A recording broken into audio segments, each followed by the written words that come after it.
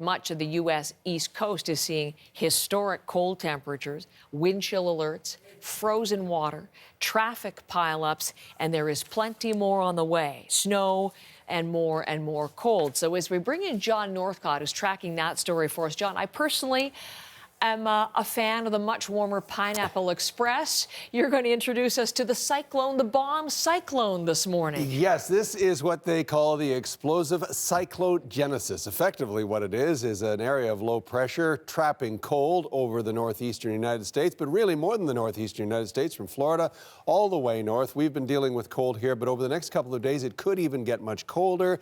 And to parts of the world, parts of the United States anywhere, where they are not accustomed to winters just quite this cold. Now, Evansdale, Iowa, this is a situation where, hey, it's Iowa, they do get their snowy winters for sure, but not so to the point where the town's water tower freezes, having to bring in a boil water order, people having to use bottled water because simply that huge volume of water frozen there in the town. Evansdale, Iowa, population 4,700. Mama Mimi's Take and Bake Pizza, one of the many fine businesses that'll be coping with the lack of water there. Elsewhere in the United States, again, areas that we're talking about here, where in some cases it's 10 or 15 or even 20 degrees Celsius lower than they're used to. Here it is, Savannah, Georgia. Whether it's midnight or daylight in the gardens there, they are frozen, a situation where we're dealing with multiple road closures, school closures as well. This, again, the situation where people are having to dress up and cope with temperatures that they don't have the wardrobes for. In some cases, they don't have the insulation for. Let's listen to some of the folks from the American South.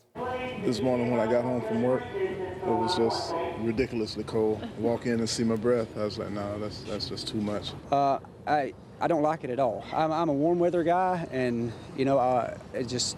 it chills me to the bone, really. It's what it does. That's all I can say. It's miserable to me.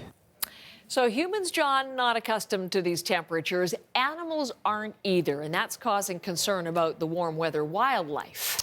We're talking about Florida, for example, where not only are there citrus crops being affected, but the wildlife like the magnificent manatee. Now, the reason we're showing you this shot of a power plant, this is an area where manatees flock in the cold water. This is Tampa Bay, when their body temperatures get too low, and it's not significantly lower by our standards, but it interferes with their ability to eat. So the warm water from the power plant attracts them, but there they are coming in record numbers. And finally, a tragic story that we're getting from the East Coast, again, Boston, Massachusetts, Cape Cod, an area that is going to get, in the next couple of days, a lot more cold. These are sharks. They're sharks that have either died from cold shock or their gills frozen as well. The people that worry about this, the Atlantic White Shark Conservancy, say they are very worried about what the cold weather is doing to these sharks that are trapped in that. You know the way Cape Cod has got that hook shape to it? They get trapped in that hook and they can't escape to warmer waters.